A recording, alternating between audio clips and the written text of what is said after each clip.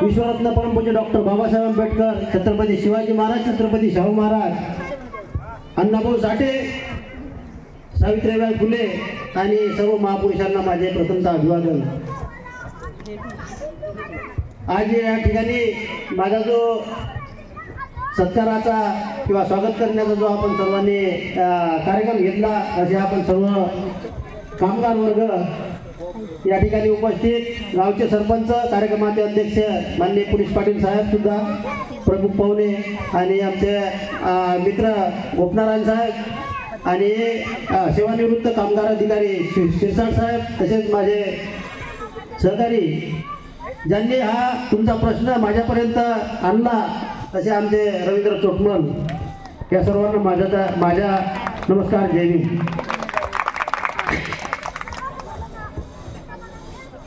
मला या ठिकाणी बरेच मुद्दे, बऱ्याच गोष्टी सांगायच्या आहेत, परंतु माझा आवाज थोडासा बसल्यासारखा वाटत आहे। असो, जेवढं शक्य होते तेवढं मी बोलण्याचा, सांगण्याचा प्रयत्न करतो। या ठिकाणी उपस्थित PKVच्या डॉक्टर पंजाबराव देशमुख कृषी विद्यापीठाच्या कामगार वर्ग, मजूर आणि त्यातीलच जे काही कोणी पुढाकार घेणारा वर्ग आहे, त्यांना आपण कामगार नेते किंवा कामगारांचे प्रश्न सोडवणारे, त्यांचे साथीदार किंवा ज्यांना जे काही मंडळी मार्गदर्शन करतात, ते सर्व मंडळी, या सर्वांनी मिळून, आपण सर्वांनी मिळून हा प्रश्न, तुमचा जो 179 दिवसाचा प्रश्न आहे, तो तडीस नेला। अशा सर्व ज्यांनी पुढाकार घेतला त्यांना सुद्धा माझं वंदन, त्रिवार वंदन खरंच। कारण मी महाराष्ट्रामध्ये अनेक प्रश्न सोडवले, महाराष्ट्रामध्येच नाही तर देशामधले सुद्धा प्रश्न सोडवले। म्हणजे मी पहिल्यांदा सांगितलं की मला बरेच मुद्दे मांडायचे, बऱ्याच गोष्टी बोलायच्या आहेत, परंतु माझा आवाज किती साथ देते मला किंवा तब्येत। आता आमच्या धर्मपत्नी किंवा मिसेसचा आवाज तुम्ही ऐकला की त्याच्यावरून तुम्हाला तब्येतीच्या थोडीशी हे आलेली असेल, जाणीव झालेली असेल। मी आपले जे विषय आहेत त्याच्यावर जाण्यापूर्वी मी तुम्हाला काही गोष्टी सांगतो की मी सुद्धा ते तुमच्यासारखा एका खेड्यातला आणि तुमच्या या गावापेक्षाही असो किंवा अत्यंत लहानशा गावातून एक व्यक्ती आहे, मुलगा आहे किंवा जन्मलेला माणूस आहे।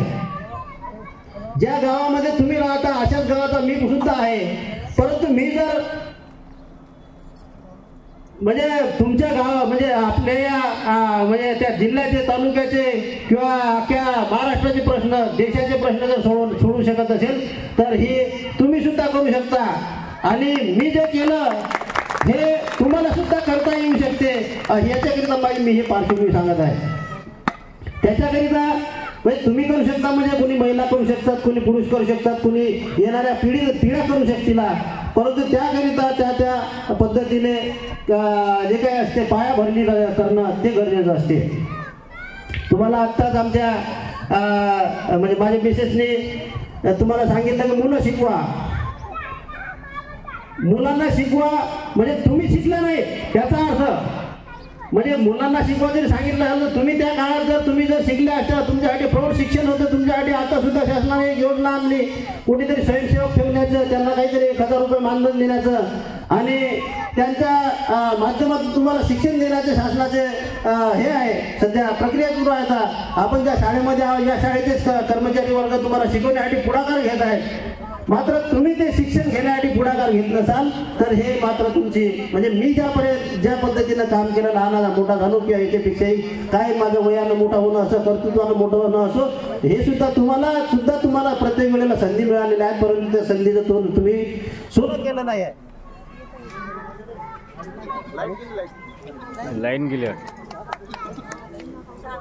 कसं आहे की तुम्ही प्रौढ शिक्षणाच्या माध्यमातून असो किंवा हे जे शाळेचे स्वयंसेवकाच्या माध्यमातून किंवा घरच्याच कुणी जे आता जसं सावित्रीबाई फुलेंना, महात्मा फुलेंनी शिक्षण दिलं, म्हणजे त्या तुमच्या सर्व आपल्या भारतातल्या महिलांसाठी शिक्षणाचं महिलांना, मुलींना शिकवण्यासाठी शिक्षिका नव्हत्या, तर महात्मा फुलेंनी स्वतःच्या पत्नीला शिकवलं।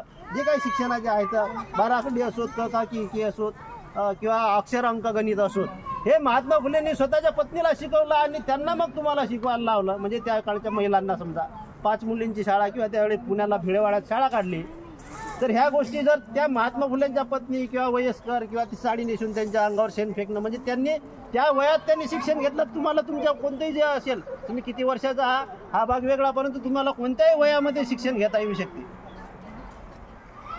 म्हणजे शिक्षण घेण्यासाठी कोणत्या वयाची गरज नाही, तुम्हाला तेवढी जिद्द पाहिजे. तुम्हाला आता ते मी माझ्या गावाचा विषय सांगतो की प्रौढ शिक्षणामध्ये जे काही शिकवलं त्याच्यावरून कोणाला बसेसच्या एसट्याच्या पाट्या किंवा कुठं लागलेल्या पाट्या किंवा घरात काही अंकलिपी असेल, गणित असेल, हे शिकल्यात ते बाया. तुम्ही सुद्धा हे शिक्षण घेण्याचं काम केलं पाहिजे. तुम्ही तुमच्या मुलांना शिकवण्याचं, जेव्हा नातवांना शिकवण्याचं, किंवा तुमचा मुलगा समजा एखादा त्या वयातला आहे मुलगा, म्हणजे आता तुम्ही वयस्कर आहात ठीक आहे, परंतु तुमचे मुलं काही कोणी 18 वर्षाचे असतील, 17 वर्षाचे, 12 वर्षाचे असतील, 25 वर्षाचे, 30 वर्षाचे असतील, किती असो, परंतु त्यांना तरी शिकवण्यासाठी तुम्ही काहीतरी करत आहात, आपण बोलता आहात त्यांना.